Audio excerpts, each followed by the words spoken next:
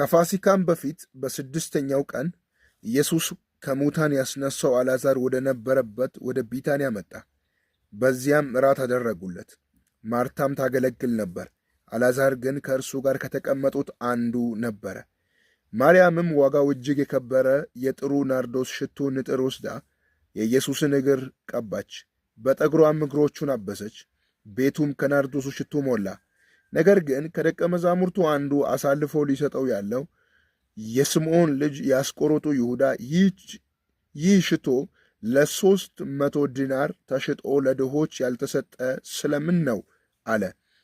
ይህንም የተናገረ ሌባ ስለነበረ ነው እንጂ ለድሆች ተገድቶላቸው አይደለም። ከረጢትም ይዞ በውስጡ ከሚገባው ይወስድ ስለነበረ ነው። ኢየሱስም ለሚቀበርበት ቀን እንድጠብቀው ተዋት፣ ድሆችስ ሁል ጊዜ ከእናንተ ጋር ይኖራሉና እኔ ግን ሁል ጊዜ ከእናንተ ጋር አልኖርም አለ። አሜን።